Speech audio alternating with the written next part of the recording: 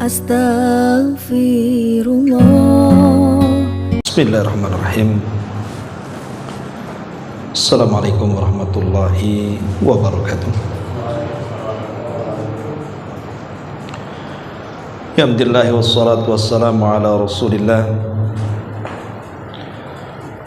wa ala alihi wa sahbihi wa mawalah wa la hawla wa la quwata illa billahi wa ba'du.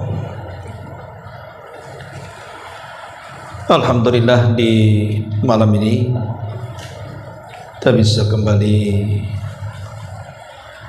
duduk berkumpul untuk bertolabul ilmi di rumah yang insyaallah diberkahi Allah Azza wa Jal.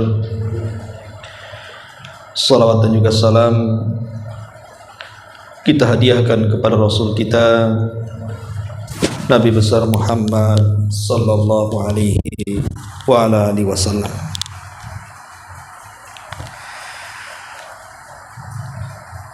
Biasa kita mengkaji kitab Tauhid karena ini bertepatan dengan bulan Rajab, maka kita akan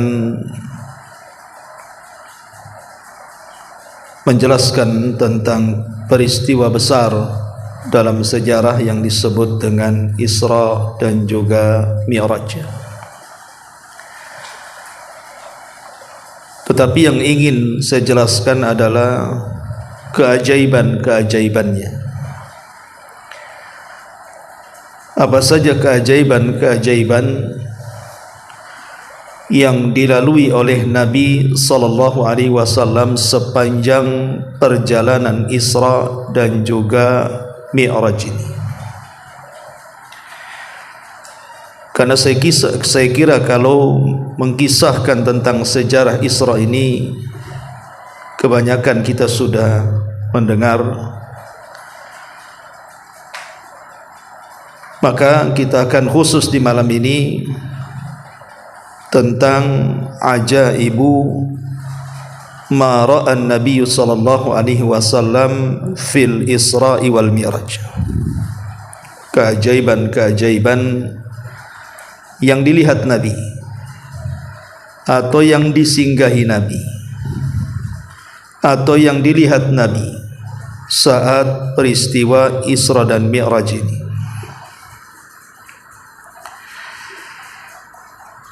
Pertama,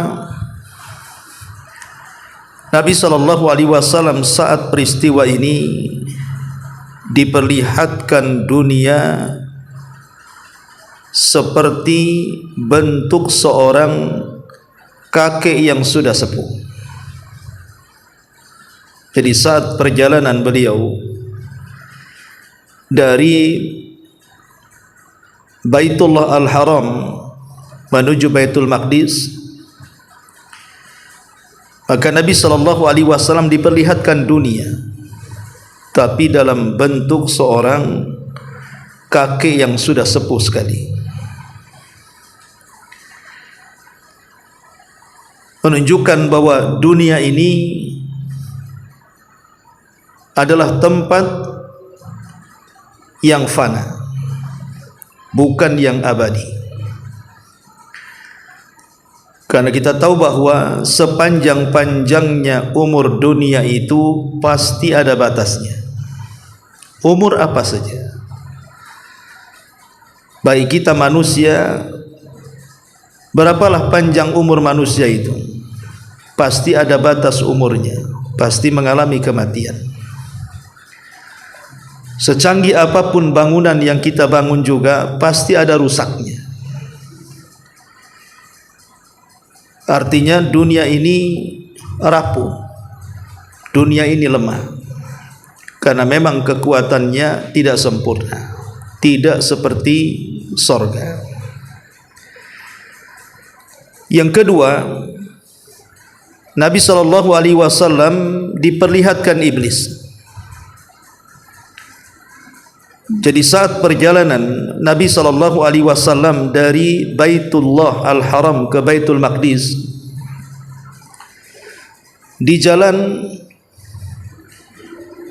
Nabi sallallahu alaihi wasallam dipanggil-panggil rupanya yang memanggil adalah iblis. Dan itu disebutkan dalam beberapa riwayat di mana Nabi SAW bertanya kepada Jibril saat ada yang memanggil-manggilnya. Tapi kemudian Jibril memberitakan bahwa jangan dipedulikan. Dia adalah iblis yang hendak menghalang-halangi kamu untuk melakukan perjalanan mulia ini. Maka dari situ Nabi SAW sepanjang jalan berdoa kepada Allah Subhanahu wa taala dari kejahatan iblis ini. Kemudian juga hal yang dilihat Nabi SAW di perjalanan adalah Nabi SAW singgah di sebuah tempat di dekat Masjidil Haram, karena ketika peristiwa ini kan terjadi beliau sedang tidur di rumah Ummu Hani. Ummu Hani ini bibi Nabi. Beliau tidur di situ. Kemudian tiba-tiba dikejutkan oleh seekor binatang yang merupakan tunggangan para nabi. Itulah yang disebut dengan burak. Dan burak ini binatang bumi. Lalu kemana burak sekarang? Wallahu a'lam. Karena burak itu hanya ditunggangi oleh para nabi. Setelah Nabi SAW menggunakan burak dalam perjalanan ini, Rasul tidak menjelaskan kemana burak itu pergi. Apakah mati atau hidup? Wallahu a'lam. Tapi yang jelas bahwa Nabi SAW menjelaskan bahwa burak ini dabatun bayda. Dia adalah binatang yang berwarna putih. Dia asghar minal bighal wa akbar minal himar. Dia lebih kecil dibandingkan kuda, tapi lebih besar dibandingkan keledai. Dan memiliki panjang yang lumayan. Karena kakinya sekali melangkah itu sejauh mata memandang. Sebagaimana hadis mengatakan maddal basar. Dan burak ini memiliki kecepatan tingkat tinggi karena dalam sekejap saja bisa sampai perjalanan yang begitu jauh yang hanya bisa ditempuh dengan jarak unta itu sebulan. Tapi bisa ditempuh dalam beberapa waktu saja. Dan itu keajaiban yang Allah Subhanahu wa taala perlihatkan kepada Rasul dalam bentuk binatang burak. Kemudian juga Nabi SAW diperlihatkan Masjidil Aqsa. Nabi SAW tidak pernah sepanjang hidupnya, baik di Mekah ataupun di Madinah, itu singgah ke Masjidil Aqsa. Karena kita tahu bahwa di masa itu Masjidil Aqsa dikuasai oleh Imperium Romawi.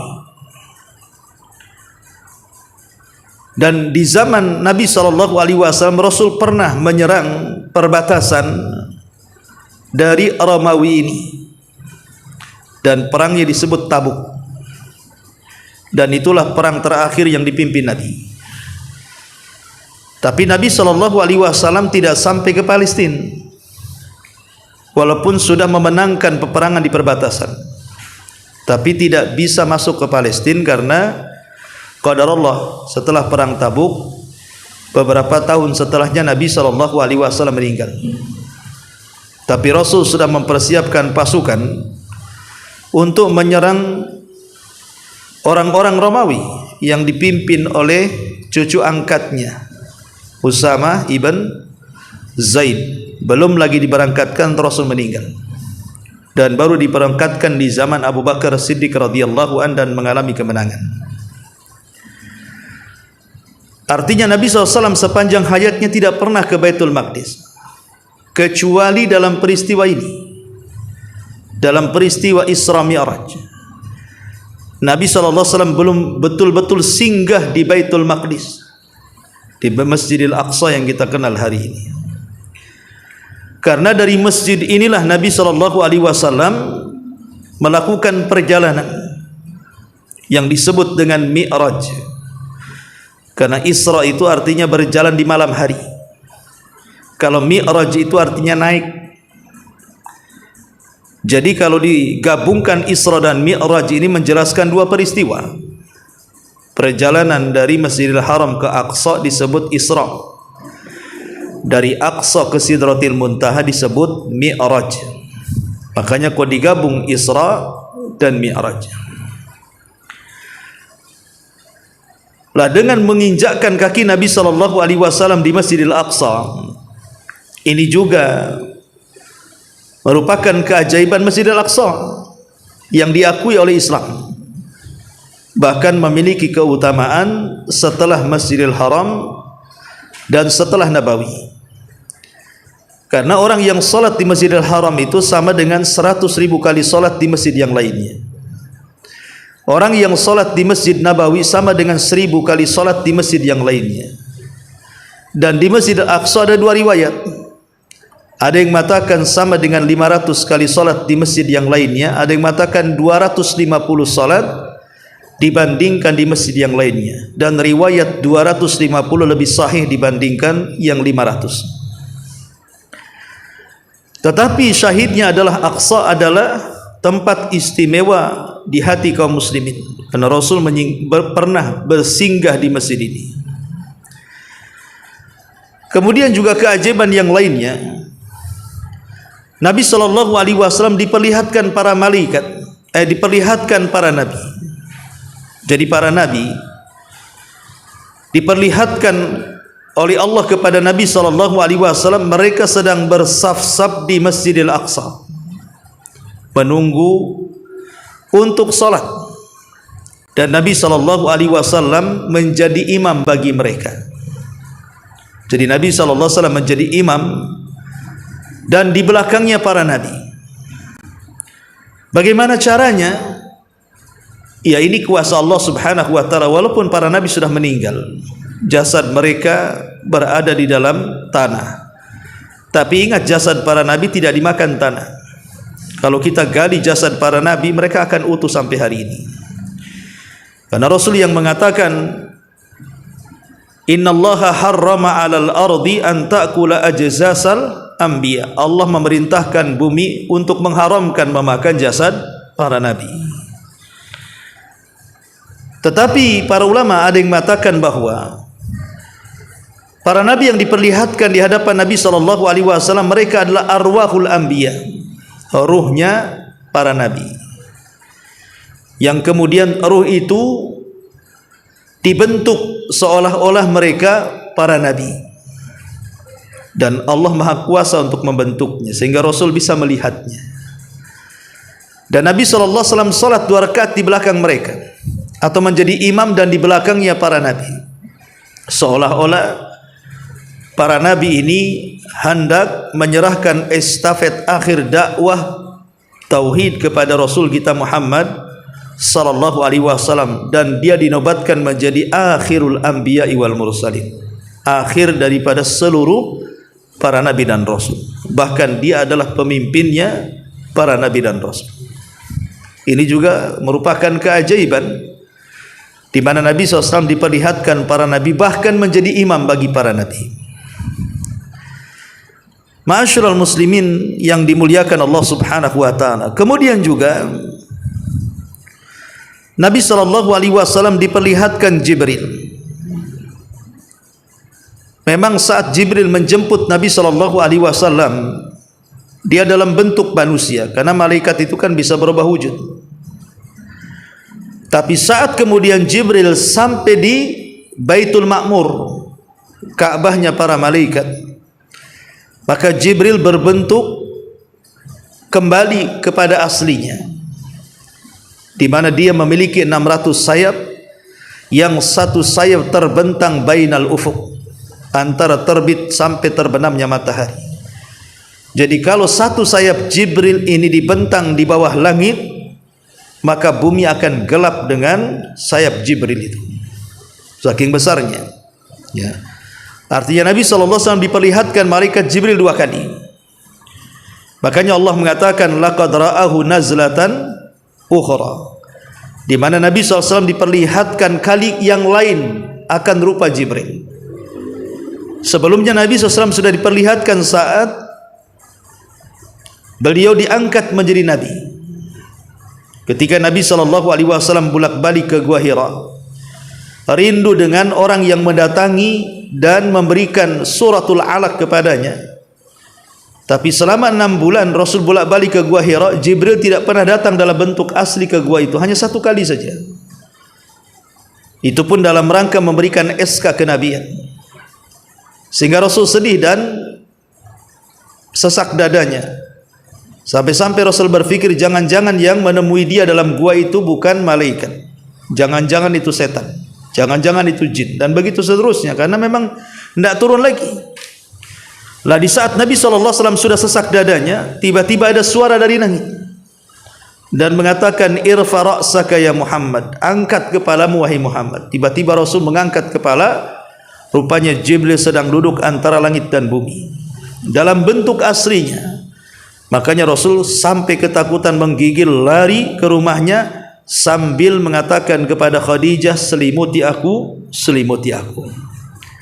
Lah kali kedua Rasul melihat Jibril itu dalam bentuk asli dalam peristiwa Isra Mi'raj ini. Saat Jibril kemudian sampai di Baitul Ma'mur, maka berubah wujud menjadi bentuk aslinya, dan itu kali kedua Nabi melihat bentuk Jibril dalam bentuk aslinya.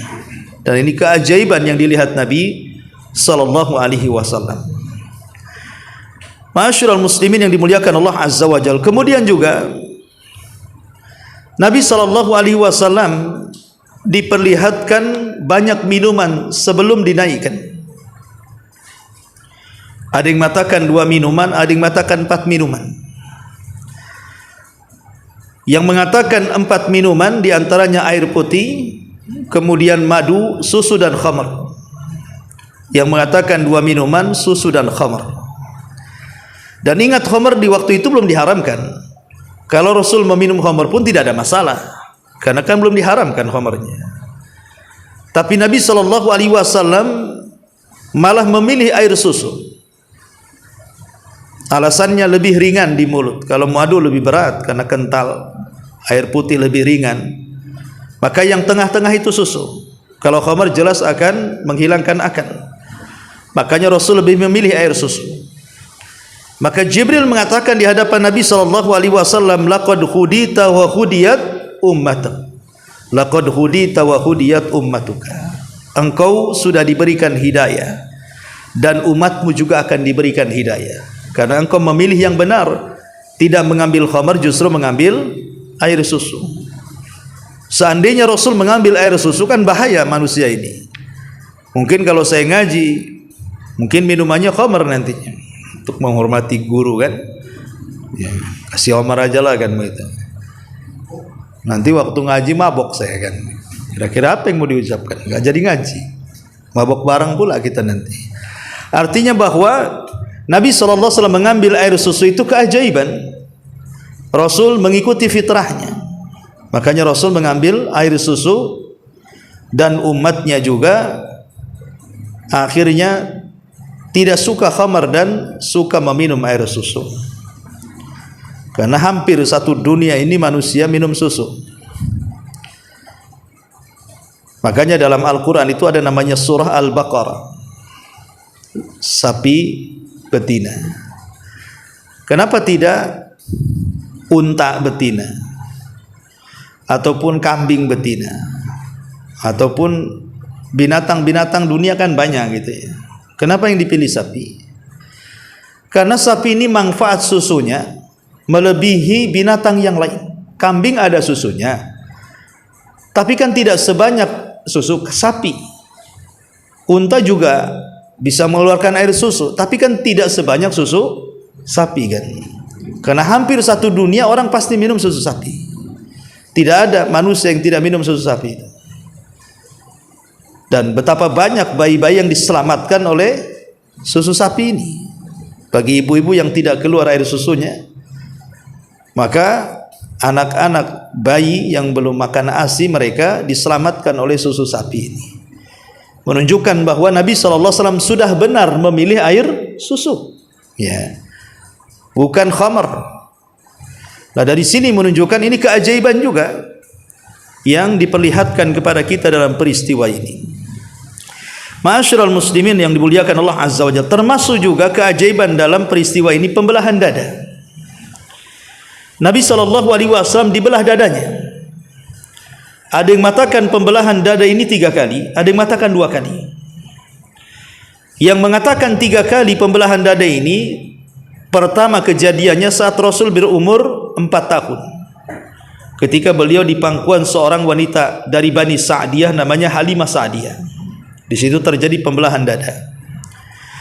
Kemudian yang kedua saat di Gua Hira, ketika Nabi SAW didatangi Jibril, kemudian diturunkan suratul Al-Alaq ayat 1 sampai 5. Kemudian yang ketiga dalam peristiwa Isra Mi'raj ini terjadi pembelahan dada yang ketiga. Tapi sebagian ulama sejarah mengatakan pembelahan itu cuma 2 kali. Pertama di rumah Halimah Sa'diyah di usia 4 tahun, dan yang kedua dalam peristiwa ini, dalam peristiwa Isra dan Mi'raj. Kenapa adapun di rumah Halimah Sa'diyah, kenapa dibelah dada kemudian dibersihkan dada Rasul? Karena dia calon Nabi. Jangan sampai masa tumbuh beliau remaja, dewasa sampai diangkat menjadi Nabi ada cacat. Nanti kalau dia betul-betul jadi Nabi, nanti diungkit masa lalunya. Kalau bahasa sekarang itu ada namanya memori digital gitu ya. Digital masa lalu. Sehingga karena dia calon seorang Nabi, maka jangan sampai kemudian ketika masa tumbuhnya remaja dewasa, jangan ada cacat. Makanya dibersihkan hatinya, karena setiap keburukan itu tumbuh dari hati. Makanya ketika Rasul diangkat jadi Nabi, tidak ada yang mencacati kehidupan beliau, tidak ada yang mengungkit kehidupan beliau. Kalau antum yang jadi Nabi, ya mungkin orang bongkar aib antum kan itu. Alah dulu itu tukang mabuk, sekarang pulang ngaku jadi Nabi. Gitu. Saya tahu tuh orang itu tuh, kecilnya saya tahu kok berani kali dia ngaku jadi Nabi, kan jadi tercacati gitu ya. Adapun dalam peristiwa Isra Mi'raj, kenapa dibelah dada? Karena dia akan menghadapi dan melihat peristiwa-peristiwa yang manusia tidak bisa melihatnya. Bukan tidak bisa dilihat, tapi peristiwa yang dilihat Rasul di langit itu bukan sesuatu yang biasa. Menembus langit, melihat para nabi, melihat neraka, surga, macam-macam kan gitu ya. Maka perlu kejernihan hati. Makanya dibersihkan dadanya. Karena dia akan melihat kebesaran-kebesaran Allah Subhanahu wa taala. Harus dilihat dengan kejernihan hati. Makanya Allah mengatakan dalam surah Al-Isra ayat 1 sampai 2 itu, linuriyahu min ayatina, agar kami memperlihatkan kelak pada peristiwa ini ayat dan tanda-tanda kebesaran kami. Subhanalladzi asra bi abdihi lailan minal masjidil haram ilal masjidil aqsa alladzi barakna haulahu linuriyahu min ayatina, agar kami memperlihatkan tanda-tanda kebesaran ayat-ayat kami. Jadi Nabi ini juga peristiwa keajaiban. Dalam peristiwa ini terjadi pembelahan dada Nabi SAW. Ada juga yang mengatakan bahwa sepanjang perjalanan dari Masjidil Haram ke Aqsa ini, Nabi juga disinggahkan di beberapa tempat. Di antaranya kelahiran Isa bin Maryam. Dalam bahasa Arab disebut Baitul Lahmin, atau orang-orang barat mengatakan Bethlehem namanya. Rasul singgah di Bethlehem. Kemudian juga Nabi SAW singgah di Bukit Tur. Bukit Tur itu bukit di mana Nabi Musa mendapatkan mandat Taurat. Turun Taurat di tempat suci ini. Ada yang mengatakan Rasul juga singgah di situ. Dan ini juga sebuah keajaiban yang dilihat Nabi sallallahu alaihi wasallam. Baik, kemudian keajaiban dalam peristiwa Mi'raj, dalam peristiwa tadi kan dalam peristiwa Isra ya. Adapun dalam peristiwa Mi'raj, Tentu keajaiban yang sangat ajaib adalah Nabi SAW bisa naik ke lapisan-lapisan langit. Tidak ada manusia yang bisa menembus langit. Sampai hari ini, sejak zaman Nabi Adam, sampai hari ini yang teknologinya semakin canggih. Bahkan tidak terbayangkan kecanggihannya bagi orang-orang yang hidup 100 tahun sebelumnya. Akan terjadi zaman seperti ini. Mungkin di zaman kuno dulu nggak kebayangkan ada besi terbang, ada besi bisa berlayar di lautan. Orang menganggapnya tenggelam lah, atau menganggapnya jatuh. Ada mobil dan yang semacamnya. Boleh jadi kalau orang-orang kuno itu hidup di zaman sekarang, mungkin mereka akan terbelalak melihat teknologi yang canggih semacam hari ini. Tapi secanggih-canggihnya teknologi, walaupun sudah ditemukan jet dan yang semacamnya, belum ada ceritanya orang bisa menembus langit. Belum ada. Walaupun adalah, taruhlah kisah-kisah barat yang hendak mengelabui kaum muslimin dan manusia-manusia yang lainnya tentang kisah Neil Armstrong yang bisa naik ke bulan, ya kan, sampai kemudian menjadi bahan olokan orang-orang barat itu kepada kita kaum muslimin. Orang sudah sampai ke bulan, kalian masih belajar cerita wudu, tayamum, toharoh, darah haid. Kapan majunya? Sampai ada cerita yang seperti itu. Orang udah sampai bulan kok, kalian kok masih belajar ikro aja, belajar makhraj aja kan. Sebenarnya Neil Armstrong itu tidak ada apa-apanya dibandingkan Nabi. Neil Armstrong kan cuma sampai di bulan. Iya, kalau betul ceritanya sampai bulan. Ini pun masih dipertanyakan karena menjadi perselisihan orang-orang yang pakar-pakar atau ilmuwan antariksa tentang apakah betul Neil Armstrong itu sampai ke bulan. Maksudnya kan itu kan kejadiannya kan sudah lama. Maksudnya pesawat yang ditunggangi Neil Armstrong itu kan tidak secanggih pesawat sekarang. Kononnya itu kan 3 pesawat itu. Jadi pesawatnya lepas 1, masih ada 2, nanti terbang tinggi lepas lagi 1, tinggal 1. Kemudian baru ke bulan. Di bandara mana dia mendarat? Kepada bandara di sana. Gimana cara mendaratnya? Kalau kehabisan bensin di pom bensin, mana dia ngisi? Ya. Kemudian macam mana pula turunnya? Kemudian katanya di ruang antariksa di bulan sana tidak ada oksigen. Tapi kenapa kemudian bendera ditancapnya pula goyang-goyang, benderanya kayak ketiup angin? Sehingga ada orang yang mengatakan jangan-jangan dia berada di sebuah padang pasir kemudian meletakkan bendera, tak sadar ada angin sehingga berkibar-kibar tuh benderanya. Gimana nggak ada oksigen kok bisa bergoyang-goyang? Ya namanya orang nggak ada angin, dia diam saja lah kan gitu ya. Tapi kenapa kemudian seperti itu? Sehingga akhirnya menjadi bahan ceritaan para ilmuwan-ilmuwan itu. Betul tak Neil Armstrong itu sampai ke bulan? Oke lah, kita percaya Neil Armstrong itu sampai ke bulan. Tapi bulan ini letaknya di mana? Bulan ini letaknya di bawah langit ataukah di atas langit?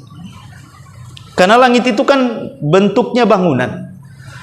Karena Allah yang mengatakan was-sama banainah, dan langit itu kami bangun. Berarti langit itu dalam bentuk bangunan. Samalah kalau mau dianalogikan, kalau antum buat rumah 3 lantai, setiap lantai itu kan ada bangunannya, ada dak-dakannya. Ya. Macam mana kita akan tembus ke lantai 2 kecuali lewat tangganya, lewat pintunya? Tidak mungkin main tembus saja, nabrak tembok. Mesti harus tangga, lewat tangganya. Lah langit itu seperti itu. Nggak sembarang main nabrak langit.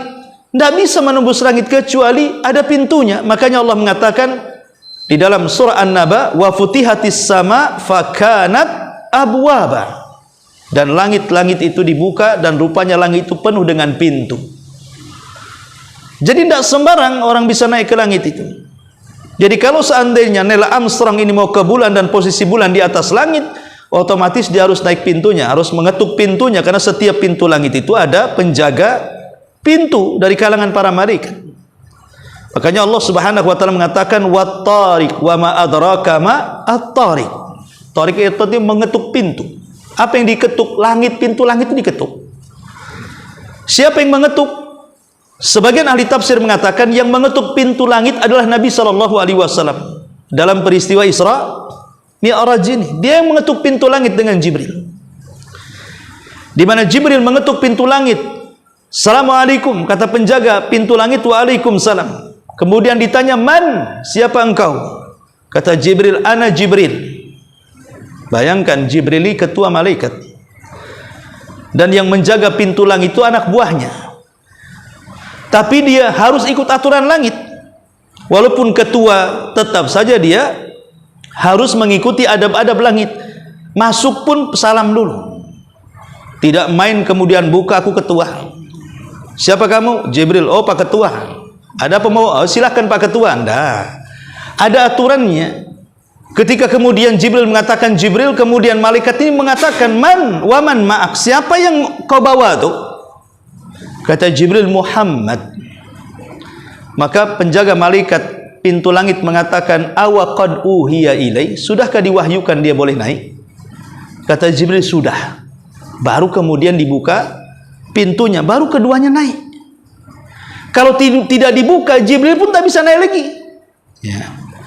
Pertanyaannya, Neil Armstrong macam mana tuh kalau memang bulan di atas bumi itu? Apa dia mengetuk pintu langit juga? Assalamualaikum, waalaikumsalam. Siapa? Neil Armstrong. Mau kemana kau Neil Armstrong? Kan itu? Mau ke bulan. Kira-kira Neil Armstrong salam nggak tuh? Dia kan bukan orang Islam. Masa dia kenal assalamualaikum? Ya kan. Artinya bahwa bulan itu bukan di atas langit, tapi di bawah langit. Ya, kalau di bawah langit, percaya bisa saja Neil Armstrong sampai di bulan. Walaupun ini masih dalam perdebatan ya. Orang-orang yang cerdas, cerdik, pandai itu. Ya kita hanya dengar ceritanya lah Neil Armstrong sampai ke bulan. Oke lah, kita percaya saja. Tapi masalahnya Nabi SAW itu jauh di atas Neil Armstrong. Dia melewati bulan, bahkan melewati langit. Tapi kenapa nama Neil Armstrong lebih dahsyat dibandingkan Nabi SAW dalam peristiwa ini? Bahkan sebagian kaum muslim membanggakan Neil Armstrong, bahkan itu dicatat dalam kitab-kitab sejarah itu, di buku-buku kaum muslimin yang dipelajari di sekolah-sekolah tentang para penemu, salah satunya Neil Armstrong, David Alva Edison dan yang lainnya lah. Kalau kita waktu dulu sekolah itu kan penemu ini, penemu itu dan lain sebagainya. Lah Nabi yang sampai ke Sidratil Muntaha kadang-kadang tidak kita unggulkan daripada orang barat yang terkadang hanya cerita-cerita hoax. Ya. Sekarang kan cerita orang-orang barat itu kadang-kadang membuat film Hollywood bercerita tentang antariksa, luar angkasa, kemudian menghayal ketemu UFO dan yang semacamnya. Itu kan menghayal mereka itu. Karena bagaimanapun kita tahu bahwa tidak ada manusia yang sanggup naik ke langit kecuali atas kekuasaan Allah Subhanahu wa taala. Lah Rasul naik ke langit itu karena kekuasaan Allah. Illa bisultan, kecuali karena kekuasaan Allah, disebutkan dalam surah Ar-Rahman itu. Dan Rasul naik karena kekuasaan Allah. Hanya Rasul diperlihatkan keluar biasa menembus langit. Ini keajaiban. Rasul menyaksikan bagaimana lapisan langit per langit dalam perjalanan Isra Mi'raj ini. Kemudian keajaiban berikutnya adalah diperjumpakan dengan para nabi. Dengan para nabi, di langit pertama diperjumpakan dengan siapa? Adam. Di langit kedua diperjumpakan dengan Isa dan Yahya. Di langit ketiga diperjumpakan dengan Yusuf. Di langit keempat diperjumpakan dengan Idris. Di langit kelima diperjumpakan dengan Harun. Di langit keenam diperjumpakan dengan Musa alaihi salam. Dan di langit ketujuh diperjumpakan dengan Nabi Ibrahim alaihi salatu wassalam. Ini keajaiban juga. Dipertemukan dengan para nabi, dari mulai Abul Bashar, bapaknya manusia Adam, sampai Khalilur Rahman, kekasih Allah Ibrahim alaihi salatu wassalam, dan berjumpa dengan Kalimur Rahman, nabi yang selalu berbincang dengan Allah, Musa alaihi salatu wassalam, dan juga nabi yang disebut dengan Ruhul Qudus, Isa bin Maryam. Itu kan luar biasa ya. Ini keajaiban Nabi SAW diperlihatkan oleh Allah, bukan hanya lapisan langit, diperlihatkan juga para nabi. Kemudian juga Nabi SAW juga diperlihatkan Sidratil Muntaha, sebelumnya diperlihatkan Baitul Ma'mur. Baitul Ma'mur ini sejarahnya itu kan Ka'bah para malaikat. Sebagaimana kalau kita ini Mekah, Hajar Aswad itulah Ka'bah yang Allah ciptakan di bumi dan kita semua tawaf di Ka'bah. Maka di langit itu ada namanya Baitul Ma'mur. Dan Baitul Ma'mur itu sejajar dengan Ka'bah di bumi. Jadi kalau dia jatuh itu menimpa Ka'bah yang ada di Mekah sana. Jadi sejajar dia. Ya. Lah, Ka'bah para malaikat ini disebut Baitul Ma'mur. Kenapa Allah membangun Ka'bah para malaikat?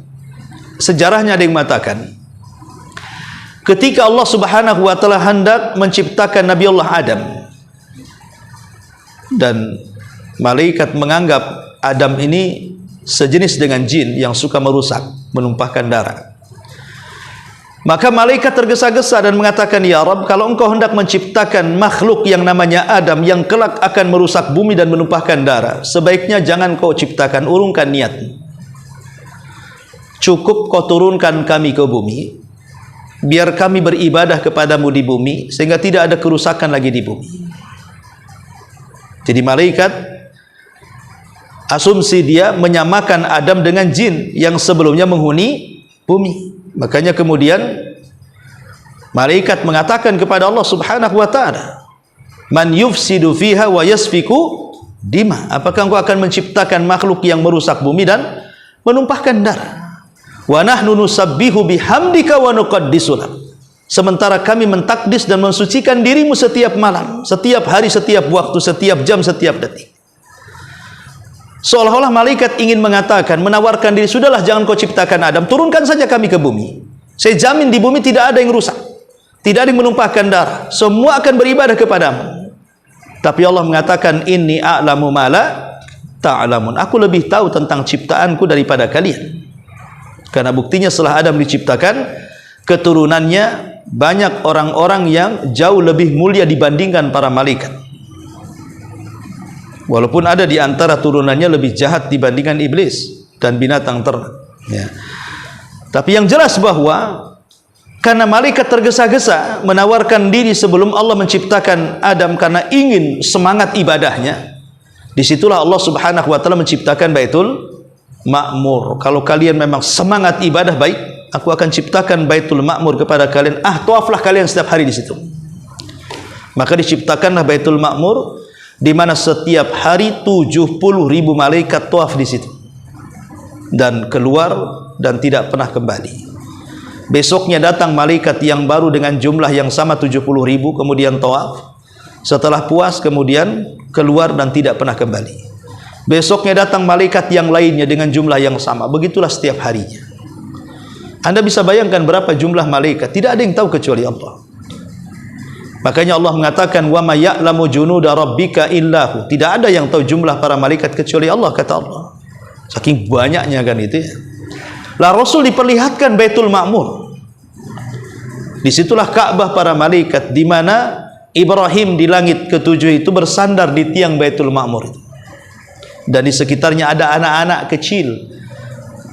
Anak-anak kecil ini adalah anak-anak orang-orang kafir yang mati sebelum baligh. Mereka tidak berdosa, yang berdosa kan bapaknya, ibunya. Tapi mereka kan masih fitrah. Makanya mereka kemudian dirawat oleh Ibrahim alaihi salatu wassalam yang berlari-lari di taman-taman di sekitar Nabi Ibrahim, dan dia sedang bersandar di tiang Baitul Ma'mur. Al-jaza min jinsil amal. Balasan itu disesuaikan dengan amalannya. Saat Ibrahim membangun Ka'bah di bumi, maka dia pun bersandar di tiang Ka'bah para malaikat. Dan itu keajaiban yang dilihat Nabi SAW. Nabi SAW diperlihatkan Baitul Ma'mur. Kemudian Nabi SAW naik lagi. Tentu sepanjang perjalanan ke langit banyak yang dilihat Nabi, karena tidak mungkin langit itu kosong dari makhluk. Di langit itu penuh dengan makhluk dan keajaiban. Akhirnya Nabi SAW sampai di Sidratil Muntaha. Sidrah itu artinya pohon bidara, muntaha itu akhir daripada ilmu makhluk. Akhir daripada ilmu makhluk itu di situ. Karena di atasnya sudah sorga masalahnya. Sudah alamnya sudah berbeda. Ya. Di mana seluruh amalan-amalan hamba setiap harinya, baik di waktu asar atau subuh, atau pekannya di Senin atau Kamis, ataupun dalam tahunnya di bulan Sya'ban, maka amalan itu diangkat dan berakhir di Sidratil Muntaha itu. Maka disebut muntaha itu dalam bahasa Arab, bahasa kitanya akhir. Muntaha itu akhir dari ilmu makhluk. Disitulah berakhirnya, ya, di Sidratil Muntaha. Makanya Nabi SAW hanya sampai di sini. Dia melihat keajaiban bagaimana pohon yang besar yang disebut dengan Sidratil Muntaha. Kemudian juga keajaiban yang luar biasa, Rasul diperlihatkan cahaya, dan cahaya ini tabir daripada Allah Subhanahu wa taala. Makanya Rasul mengatakan wahijabuhun nur, dan tabirnya Allah itu cahaya. Ketika Aisyah radhiyallahu anha bertanya kepada Rasul, "Ya Rasulullah, apakah engkau melihat Allah saat peristiwa Mi'raj?" Maka Rasul mengatakan, "Tidak. Nurun inni ara." Cahaya yang aku lihat. Artinya Rasul melihat keajaiban tabir Allah Subhanahu wa taala dalam bentuk cahaya. Di mana Allah di balik tabirnya. Karena semasa dunia belum dikiamatkan, tidak ada manusia hatta para nabi dan rasul sekalipun yang mampu melihat wajah Allah Subhanahu wa taala. Allah itu hanya dilihat kelak setelah kita masuk surga. Dan itu bagian daripada ziyadah, tambahan nikmat, bahkan lebih nikmat dari seluruh nikmat yang ada di surga. Ru'yatullahi azza wa jal, kita bisa memandang Allah azza wa jal. Kemudian keajaiban juga, Rasul bisa mendengar langsung kalamullah tanpa perantara Jibril. Sementara ini kan Jibril yang menyampaikan perintah. Jibril turun ke bumi dan mengatakan, "Ya Muhammad, Allah perintahkan ini, Allah perintahkan itu. Ya Muhammad, Allah larang ini, Allah larang itu. Ya Muhammad, Allah haramkan ini, haramkan itu. Ya Allah, ya Muhammad, Allah sunahkan ini, Allah sunahkan itu." Jadi sementara ini seluruh perintah, baik yang bersifat wajib atau sunnah, seluruh larangan baik yang bersifat haram ataupun makruh, itu Jibril turun memberitahu Nabi SAW dalam bentuk wahyu. Tetapi ini langsung berhadapan masalahnya, tanpa perantara, di mana Nabi SAW langsung bicara dengan Allah, dan Allah bicara dengan Nabi SAW di balik tabirnya.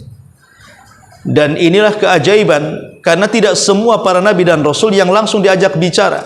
Dari seluruh para nabi dan rasul yang pernah diajak bicara tanpa perantara itu cuma 3. Pertama, Nabi Adam di sorga. Yang kedua, Nabi Musa alaihi salatu wassalam di Bukit Tursina. Dan yang ketiga, Rasul kita Muhammad SAW dalam peristiwa Mi'raj di Sidratil Muntaha. Inilah nabi yang pernah diajak bicara langsung tanpa penerjemah. Makanya nabi-nabi ini disebut Kalimur Rahman, nabi-nabi yang pernah diajak bicara Allah. Walaupun kalimat Kalimur Rahman ini lebih disematkan kepada Nabi Musa. Musa itu disebut Kalimur Rahman karena dia lebih banyak berdialog dengan Allah dibandingkan Rasul kita Muhammad. Tapi Rasul juga pernah berdialog tanpa penerjemah. Adam juga sama. Tapi kalimat Kalimur Rahman lebih banyak disematkan kepada Nabi Musa, sama dengan kalimat Khalilur Rahman, kekasih Allah.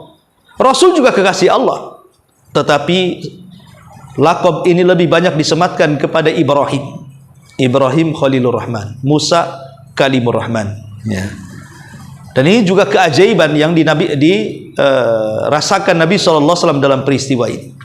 Kemudian juga Nabi SAW juga diperlihatkan sorga, bahkan masuk lagi dalam sorga. Dan ini keajaiban luar biasa loh, Rasul bisa masuk ke dalam sorga. Sampai di dalam sorga itu Nabi menyaksikan banyak peristiwa. Di antaranya Rasul mencium bau Masyitah. Masyitah ini seorang wanita yang pernah menjadi tukang sisir putri Fir'aun. Ketahuan imannya kepada agama Musa, akhirnya digoreng hidup-hidup dan keluarganya. Makanya sebagai balasannya di sorga, dia memiliki harum yang luar biasa sampai kecium Nabi. Sampai Nabi mengatakan, "Ya Jibril, ini harum siapa?" Maka Jibril mengatakan itu harumnya Masyitatu bintu Fir'aun, ibnatu Fir'aun. Kemudian juga Nabi SAW diperdengarkan suara terompah, suara sandal yang sedang berjalan, tapi tidak ada orangnya, hanya sandalnya saja. Ketika ditanya itu sandal siapa kok sampai ke sorga, maka Jibril mengatakan itu sandalnya Bilal ibn Rabah. Makanya ketika peristiwa ini usai, Rasul memanggil Bilal dan mengatakan, ya Bilal, inni sami'tu khasataka fil jannah, madza tasna? Bilal, aku mendengar suara terompahmu di sorga. Amalan apa yang kau lakukan sebenarnya? Maka Bilal mengatakan, ma tawadda'tu wudu'an illa wa qad shallaitu rak'atain. Tidaklah aku berwudu kecuali setelahnya melaksanakan 2 rakaat sunnah wudu. Karena Bilal itu dalam biografinya dikenal orang yang menjaga kesucian. Batal wudu, wudu lagi. Batal lagi, wudu lagi. Batal lagi. Pokoknya dia berusaha suci. Setiap batal wudu, wudu lagi. Setiap batal wudu, wudu lagi. Walaupun bukan untuk salat. Makanya wajar kalau seandainya sandalnya Bilal sudah sampai ke sorga sebelum orangnya. Kalau sandal kita tak tahu ada di mana. Ya. Intinya bahwa Nabi diperlihatkan juga sandalnya Bilal. Termasuk juga Nabi SAW diperlihatkan istana. Istana terbuat dari emas, yang megah, yang gagah, yang kokoh. Rupanya ketika ditanya, itu milik siapa istana itu, wahai Jibril? Istana itu milik Umar ibn al-Khattab radhiyallahu anhu. Jadi orang yang belum masuk surga, istananya sudah dibuatkan oleh Allah sedemikian rupa dan diperlihatkan kepada Nabi sallallahu alaihi wasallam. Kemudian juga Nabi sallallahu alaihi wasallam diperlihatkan berbagai macam nikmat yang ada di sorga. Setelah itu Rasul keluar dari sorga dan ingin diperlihatkan neraka. Tentu neraka Rasul tidak masuk. Kalau masuk gosong lah kan itu. Cuman diperlihatkan saja dari luar. Ya, kalau sorga Rasul bisa masuk, tapi kalau neraka enggak. Dia hanya diperlihatkan saja. Disitulah keajaiban yang dilihat Nabi sallallahu alaihi wasallam macam-macam. Mulai daripada azab-azab yang akan diterima, diantaranya azab orang yang suka menggibah. Ada orang yang kukunya panjang-panjang terbuat dari tembaga, kemudian dicakar-cakar sampai terlepas daging dan tulangnya. Kemudian Rasul mengatakan, mahadhan, ya Jibril, ini azabnya siapa ini? Kok bisa dia mengelupaskan kulit wajahnya sendiri sampai menjerit-jerit? Kata Jibril, oh itu di dunia suka menggibah orang.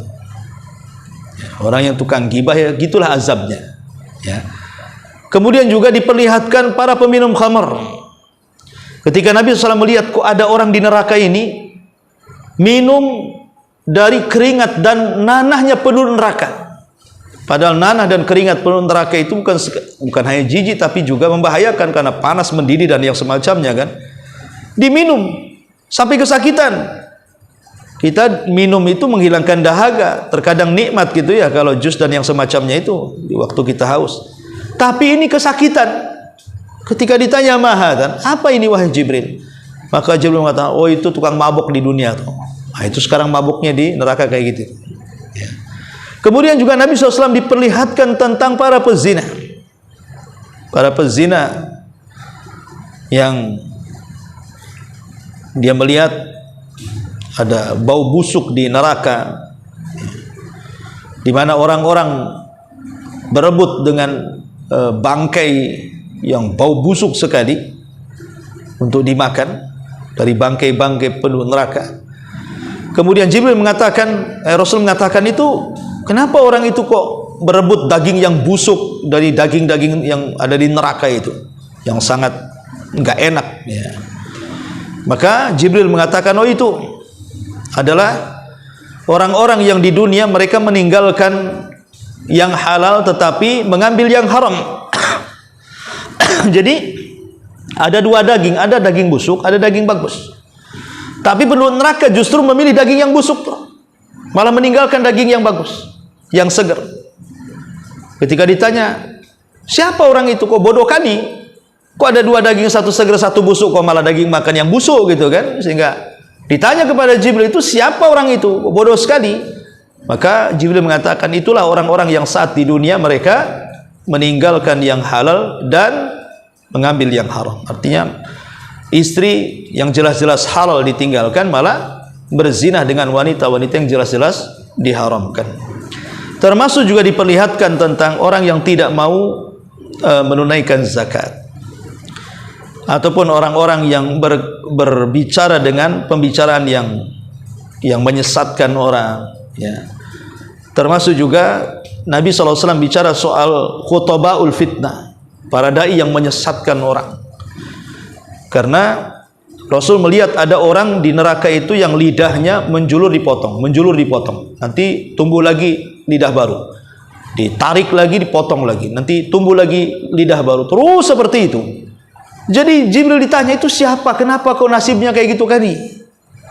Maka Jibril mengatakan, oh itu para khatib, para dai, para khutbah. Saat di dunia dia tidak pernah berdakwah kepada yang hak, malah menyesatkan manusia. Nah, itulah hukumannya kayak gitu. Ya. Intinya bahwa Nabi SAW betul-betul diperlihatkan berbagai macam peristiwa-peristiwa selama peristiwa Isra dan Mi'raj. Diperlihatkan penjaga neraka Malik, ya kan? Diperlihatkan di sorga juga Nahrul Kautsar, telaga Kautsar yang Allah mengatakan inna a'tayna kal kautsar.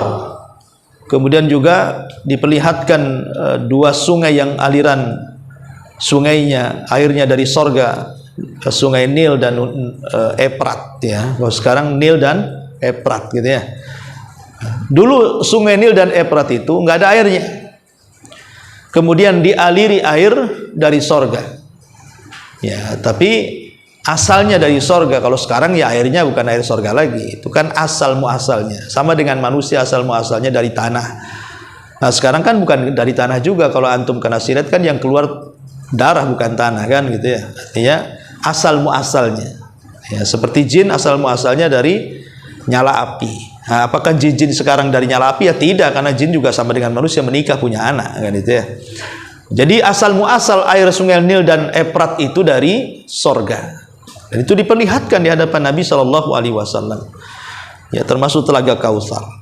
Artinya bahwa inilah keajaiban-keajaiban yang dilihat Nabi SAW. Kemudian Nabi SAW juga setelah kemudian diperlihatkan macam-macam di langit, baru kemudian turunnya kemana? Ya ke Baitul Ma'mur lagi, ke Baitul Maqdis lagi. Kemudian menunggang buruk lagi, kemudian pulang ke Mekah. Saat di Mekah Nabi SAW kan ditanya, bercerita tentang peristiwa ini, kan orang-orang kan kaget. Mana ada dalam separuh malam kok orang yang berjalan secepat itu? Kalau bukan orang gila yang bercerita, ya orang siapa lagi kan, begitu bahasanya kan. Sampai akhirnya Rasul dites oleh orang-orang yang pernah singgah di Baitul Maqdis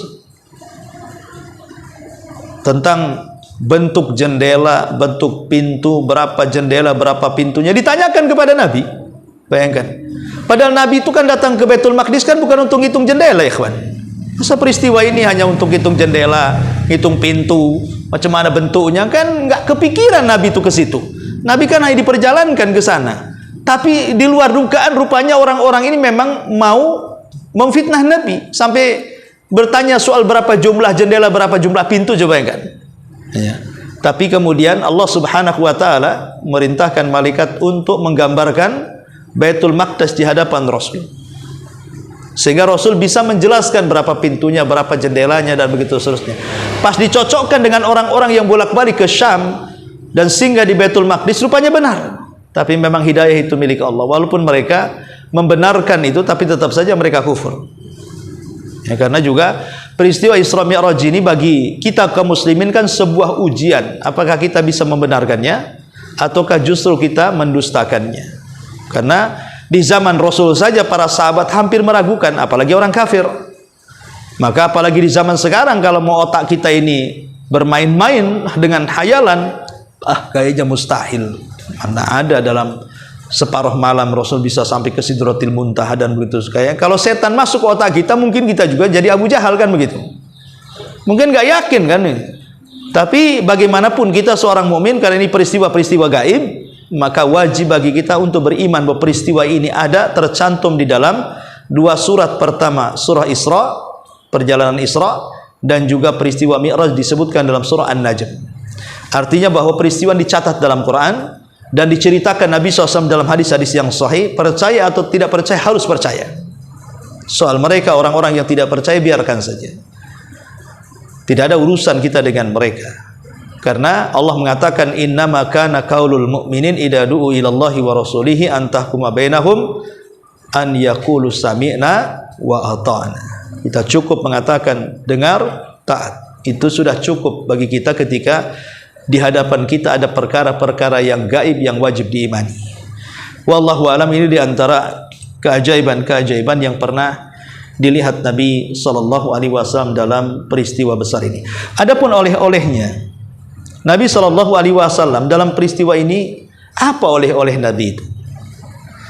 Ada 3 oleh-oleh yang itu menjadi oleh-oleh kita kaum muslimin dari Nabi sallallahu alaihi wasallam dari peristiwa ini. Pertama, oleh-oleh salat. Oleh-oleh salat. Salat ini adalah oleh-oleh peristiwa Isra Mi'raj. Kalau tidak ada peristiwa ini, tidak ada salat. Tapi perjuangan salat ini tidak sedikit dilakukan Nabi, dan yang paling berjasa adalah Nabi Musa. Karena ketika kemudian Allah memerintahkan perintah salat ini, kan bukan 5 waktu tapi 50 waktu. Nabi Musa lah yang menyarankan kepada Rasul agar Rasul meminta keringanan kepada Allah dan mengatakan laqad jarrabtu ala bani Israil falam yastati'un. Aku sudah coba kepada Bani Israel ibadah yang seperti ini, mereka enggak sanggup. Padahal Bani Israel itu kuat-kuat badannya, umatmu lemah-lemah. Sebaiknya kau minta pertimbangan kepada Allah, minta keringanan. Akhirnya dikurangi 5 jadi 45. Kata Nabi Musa, kurang, umatku tidak akan sanggup. Naik lagi minta keringanan, dikurangi 5 jadi 40. Kata Nabi Musa, umatmu enggak sanggup, minta keringanan, dikurangi 5 lagi jadi 35. Kata Nabi Musa, enggak sanggup, dikurangi lagi 5, dikurangi lagi 5. Akhirnya setiap naik 5 sampai akhirnya tinggal 5 dan 50 waktu itu. Kata Nabi Musa, umatmu enggak sanggup, naik lagi. Kata Rasul, enggak lah, dah 5 masalahnya. Kalau naik lagi setiap korting 5 habislah sholatnya. Makanya Rasul mengatakan fastahyaitu rabbi, aku malu, aku udah malu, enggak mau berjumpa dengan Rabb lagi. Sudah 5 aja cukup katanya. Ya. Makanya ada orang yang meragukan peristiwa ini. Kenapa Rasul kok bolak-balik tawar ini cerita apa kan begitu ya? Kalau nggak beriman kan kayaknya hayalan saja. Bolak-balik langit ke-6 Sidratul Muntaha, langit ke-6 Sidratul Muntaha. Bolak-balik minta korting 5 sampai 5 waktu. Ya memang begitu ceritanya, macam mana pula kan begitu. Akhirnya sudah 5 waktu, ya sudahlah, itulah 1 sama dengan 10 waktu. Jadi 5 waktu sama dengan 50 waktu. Karena dalam Islam setiap kebaikan itu 1 dilipat gandakan 10 kali lipat kebaikan. Jadi 5 sama dengan 50. Maka Rasul kemudian mensyariatkan salat sampai hari ini. Salat 5 waktu menjadi salat wajib bagi kaum muslimin, duhur, asar, maghrib, isya, subuh, dan kembali kepada zuhur. Ini oleh-oleh pertama. Oleh-oleh yang kedua, Nabi dioleh-olehi dengan 2 ayat di akhir surah Al-Baqarah. 2 ayat di akhir surah Al-Baqarah. Dimulai daripada amanar rasul bima unzila ilaihi. Itu akhir surah Al-Baqarah itu adalah oleh-oleh dari peristiwa ini. Allah menurunkan 2 ayat akhir surah Al-Baqarah itu di Sidratil Muntaha. Makanya kenapa akhir 2 ayat surah Al-Baqarah ini menjadi ayat yang luar biasa bagi kita. Rasul memerintahkan kita membaca untuk menjadikan zikir pagi petang, bahkan disunahkan dibaca sebelum tidur. Untuk apa? Untuk menjaga kita dan menjauhkan kita dari gangguan syaitan dan keburukan.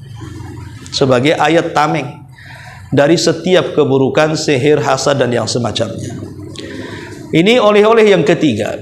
Oleh-oleh yang kedua. Oleh-oleh yang ketiga, Allah Subhanahu wa taala berjanji Dia akan mengampuni setiap umat Rasul yang meninggal dan dia tidak menyekutukan Allah. Jadi Allah menjanjikan siapapun yang tidak menyekutukannya, Allah ampuni dosanya. Mungkin dia melakukan dosa lain tapi tidak syirik, gitu maksudnya, tetap Allah ampuni. Dari sini menunjukkan bahwa inilah 3 oleh-oleh yang didapat Rasul dari Sidratil Muntaha. Selama ini mungkin kita hanya tahunya sholat saja kan itu. Padahal di sana ada 3 oleh-oleh. Yang pertama memang sholat, karena itu kewajiban gitu ya. Yang kedua 2 ayat akhir surah Al-Baqarah, dan yang ketiga wasiat Allah bahwa siapapun yang tidak menyekutukannya akan diampuni dosa-dosanya. Inilah 3 wasiat Allah di Sidratil Muntaha. Wallahu alam Mungkin sampai di sini. Sebelum saya tutup, kalau yang bertanya silakan.